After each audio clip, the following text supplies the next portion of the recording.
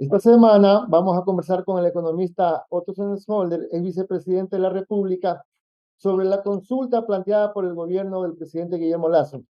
Economista, ¿cuál es su opinión sobre las preguntas planteadas por el presidente? Comencemos con el tema de seguridad, las tres primeras preguntas, donde se dice si estarían de acuerdo para que las Fuerzas Armadas respalden a la Policía Nacional en la lucha contra la inseguridad, si está de acuerdo en pedir la extradición de los ecuatorianos que tengan problemas legales con países, con otros países, para que sean juzgados en esos países, y también para que la Fiscalía General del Estado tenga autonomía total en cuanto a escoger sus funcionarios y posibles sanciones. Bueno, primero déjame hablarte de lo político, ¿no? A mí me llama la atención que un proyecto como el del presidente Lasso, que tiene 10 años queriendo llegar al poder, venga recién, si te quiere ya casi a mitad de mandato, a plantear reformas que al parecer, al menos para ellos, parecen trascendentales. No solo porque evidencia que quizás no existe esa preparación que muchos pensábamos que podría haber existido, sino también porque tiene que ver con una carencia total del sentido de oportunidad de hacer las consultas populares al arranque de un gobierno cuando tenían una aceptación que lamentablemente hoy ya no tienen. Entonces, por desgracia, porque las preguntas algunas podrán ser interesantes, válidas, por desgracia, los ciudadanos no solo en el Ecuador, sino en el mundo, tienden a hacer de las consultas populares más bien votaciones a favor o en contra de los gobiernos y no necesariamente de rechazo o aprobación de preguntas específicas. Eso es lo primero. Lo segundo, tres temas puntuales. Sobre los dos primeros, el de las Fuerzas Armadas trabajando con la Policía Nacional. En la actualidad, como es evidente, para lograr eso se requieren de estados de excepción. Las Fuerzas Armadas tienen labores definidas en la Constitución que no incluyen la seguridad interna. Pero las Fuerzas Armadas sí trabajan en otros temas que tienen que ver con la seguridad, sobre todo en control de fronteras, lucha contra el narcotráfico, el contrabando.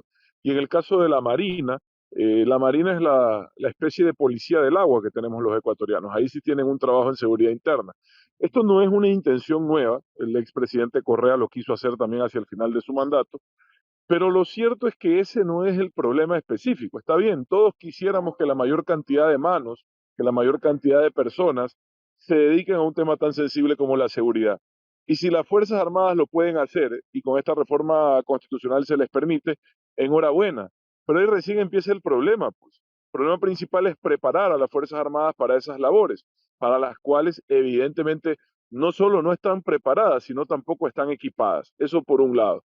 Sobre el segundo punto, Nicolás, la extradición. Vea, sí, es cierto, el riesgo de no extraditar a ciertos ecuatorianos para que enfrenten sus responsabilidades judiciales en el extranjero es que quizás nuestro sistema judicial es más vulnerable a la corrupción, al chantaje. Entonces, cuando se trata sobre todo de casos de narcotráfico, crimen organizado, hay mucho dinero de por medio.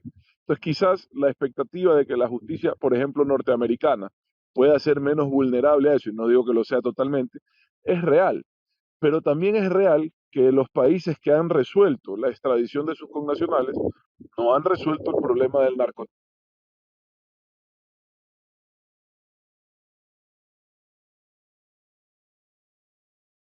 Solo a mí, la misma Fiscalía General se ha pronunciado en que en vez de parecer una intención de darle más autonomía a esa institución, diera la impresión que se quiere crear un organismo paralelo para incidir en la definición de quiénes van a ser fiscales, y eso es tremendamente delicado, Nicolás.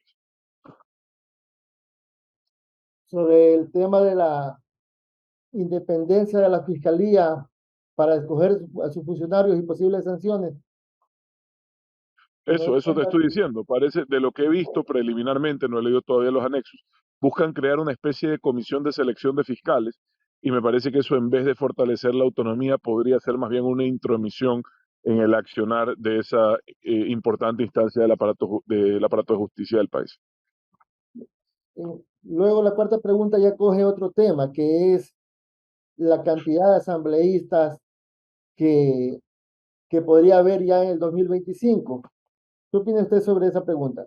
Sí, estoy de acuerdo, no me parece tampoco que resuelva los problemas de los ecuatorianos, son estas preguntas que se incorporan porque tienden a ser populares, pero claro, restar 30 o 25 asambleístas, que creo que es lo que quieren restar, no implica pues mayor ahorro en lo económico. Me parece que, insisto, son adecuaciones cosméticas que evidentemente la ciudadanía va a votar que sí, sobre todo con la baja aceptación que tiene la Asamblea y sus miembros, pero que en definitiva, sí, yo lo hubiese propuesto también, pero no, pero consciente de que no es una solución real a los problemas del país. En el tema de los partidos políticos, que se exigiría una recalificación de los partidos políticos al tener que presentar otra vez las listas de los ciudadanos que los respaldan. ¿Cuál es su opinión? Yo creo que ahí, primero en su momento, cuando en el Acuerdo Nacional hicimos la reforma del Código de la Democracia, ya ajustamos ciertos parámetros para que sea más difícil que los partidos políticos y sobre todo los candidatos se metan en elecciones de noveleros a costa de los ecuatorianos con los presupuestos de promoción. Entonces hay una reforma que desincentiva eso porque ya a la segunda vez, si no cumples los mínimos de los votos, te toca devolver la mitad de ese dinero. Sobre lo otro, mira, para mí lo más grave no es si han cumplido o no con el requisito. Para mí lo más grave es que en el Ecuador aquí hemos estado afiliados todos a partidos políticos sin saberlo, sin podernos enterar. Se bajaron en su momento ese sistema web para ver quién te había afiliado. Y eso lo que demuestra es que la mayoría de los partidos políticos han nacido de una gran estafa social porque con falsificación de firmas, todos sin excepción. Me parece que primero hay que clarificar quién es el responsable de eso. Eso no se puede permitir porque con eso la democracia, el sistema democrático ecuatoriano, nace herido de muerte, si me preguntas a mí, desde el principio, desde el nacimiento de las instituciones, basados en la mentira, en la falsificación de documentos, la falsificación de la firma de un ciudadano.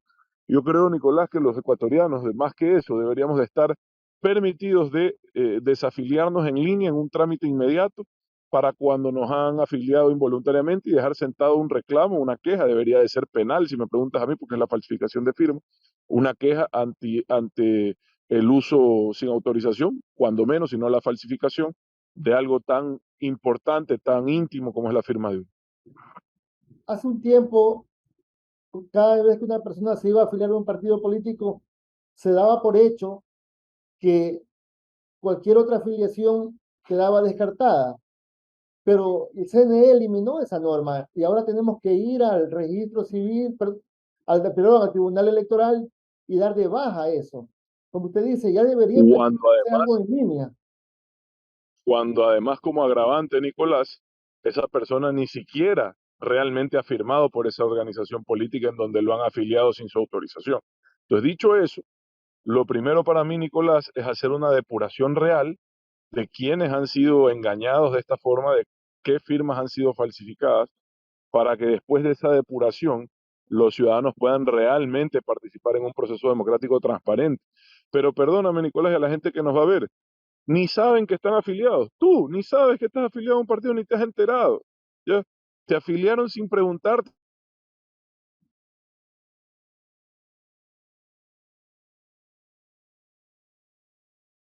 democrático. Terrible. La sexta pregunta, ¿por qué razón el presidente está preguntando si le quitamos la facultad al Consejo de Participación Ciudadana y no pregunta directamente si queremos eliminar el Consejo de Participación? Para no caer en la necesidad de ir a una asamblea constituyente, porque significaría la eliminación de un poder del Estado, en este caso el poder ciudadano, así está definido en nuestra Constitución. Entonces es el camino de dejarlo como un ente apéndice, un ente marginal, con funciones no claramente indefinidas. Quizás la de fiscalización le quedaría, pero eso no es lo grave de la pregunta. Al final del día, nuevamente, eso también es cosmético. El Consejo de Participación Ciudadana fue un invento del correísmo para adueñarse de todos los poderes del Estado disfrazado de un instrumento de mecanismo ciudadano. Pero era un disfraz, claramente no pasaba de eso, y uno malo además. Aquí lo grave es que ahora el presidente está planteando, de lo que veo en los anexos, está planteando que sea el Ejecutivo directamente el que envía ternas en temas que no tiene nada que hacer el Ejecutivo como la Fiscalía y la Contraloría, todo lo contrario, son entes que deben de tener total independencia del Ejecutivo, pues deben fiscalizarlo. Y vea usted, peor con esa experiencia que acaba de tener el país con la elección del superintendente de banco, donde el Ejecutivo envió una terna que ni siquiera puede, digamos, manejar adecuadamente, o sea, la elaboración de una terna sencilla. Imagínese usted que el Ejecutivo sea quien decida por terna quién es el fiscal y el contralor. No me parece que es correcto. Creo que el país debe definir mecanismos claros en donde por mérito sean las personas correctas las que lleguen a esos cargos. Ya hemos hecho esfuerzos en ese sentido, creo que en algo se ha mejorado, en otras cosas seguimos igual o peor, pero lo cierto es que ese camino no me parece el adecuado. Me parece que se está fortaleciendo una figura de hiperpresidencialismo que en manos de gobiernos autoritarios puede hacerle mucho daño al país. ¿Cómo debería ser la vía para elegir a estas autoridades de control? Yo creo lo primero, Nicolás, es que deben de existir parámetros bien definidos de idoneidad académica, ética, de trayectoria, para estar siquiera considerado para esos cargos en el Ecuador. Me parece que los parámetros actuales dejan mucho que desear, tanto así que se filtran en esas listas personas que no cumplen los parámetros, como te digo, académicos, profesionales, éticos, de trayectoria que se necesitan para representar esa función. Pero eso no es lo más grave es que las personas que sí lo cumplirían, Nicolás, no se interesan porque como siempre lo hablamos, hay quienes se han encargado de convertir a la política en una cloaca para ahuyentar justamente a esa gente. Eso es lo que hay que cambiar, que la gente capaz, que la gente decente se sienta con la motivación suficiente y la responsabilidad de asumir esos desafíos. Pero por desgracia eso no está ocurriendo en el Ecuador hace muchos años. Ya que tocó el tema de parámetros para elegir personas, permítame regresar a la pregunta 4. ¿Cuáles usted cree que debían ser los parámetros para que una persona pueda postular para asambleísta? Mire, esa es una discusión delicada porque se supone que a través de la elección ciudadana es el pueblo, la gente, la que define esos parámetros, si se quiere. Pero lo que hemos visto históricamente es que llega, discúlpame la expresión, pero cualquier cosa a la Asamblea Nacional y que la única asamblea peor que la que sale históricamente en el Ecuador ha sido la que entra. Entonces, el nivel de la asamblea ha venido en declive y el nivel de las personas que les interesa ser parte de eso, lo mismo.